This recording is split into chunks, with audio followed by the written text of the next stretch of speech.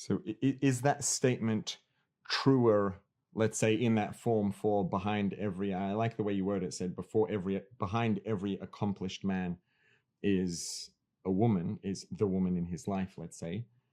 Is that true specifically in that direction more so than for every fulfilled, accomplished, whatever you want to call it, woman, or that together with every fulfilled, accomplished woman, however you would word it specifically, there is the man in her life? It's just that men are a little more vulnerable, surprisingly.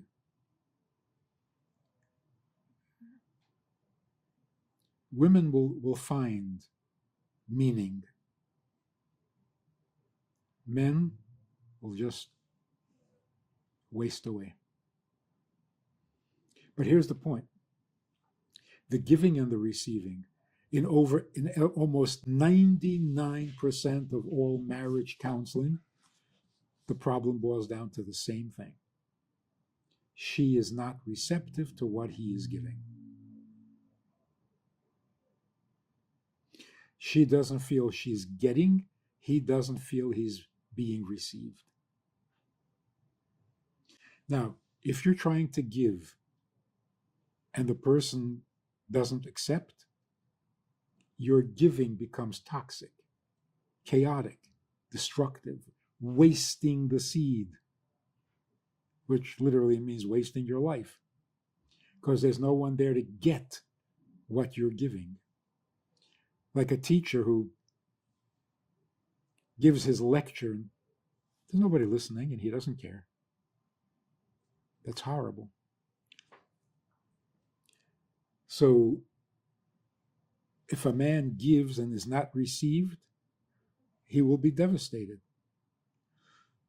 If a woman is receiving but is not receptive to what she's getting,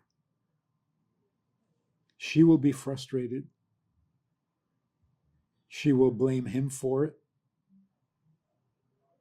Why do I have to do everything? Well, because you're good at it. That's not the point. The real reason is because I don't want to do it. I'm not supposed to. You're supposed to do for me.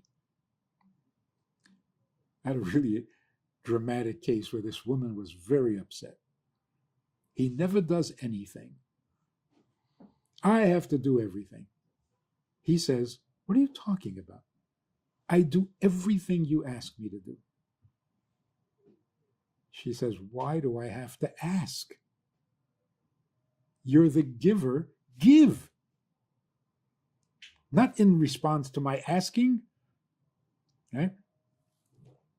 And then finally she gets really frustrated and she says, you know what? I've had it. Let's just get divorced. I can't take this anymore. He says, if you want a divorce, I'll give you a divorce. And she looks at me and says, you see? He doesn't know what he's doing wrong. He's being accommodating. He's being respectful. If you want a divorce, I won't hold you. I'll give you the... You're not even going to fight for me. You're not even going to try. You're not even... So men are not comfortable being men in this crazy society, which makes women uncomfortable being women, and everybody is messed up. Which goes back to what you said earlier, that the foundation of it all is being secure, security. And this is another thing that is so common. And I tell every chassan, you want to ruin the marriage before it even gets started?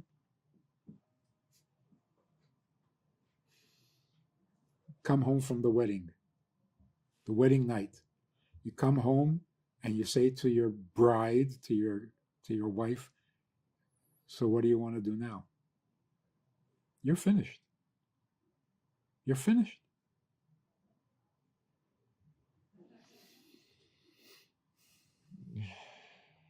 Okay. Let's not end on that note. Right. So, let's not end with the groom sleeping on the couch. If she has to ask, then there's something wrong. She's the receiver, not the catalyst.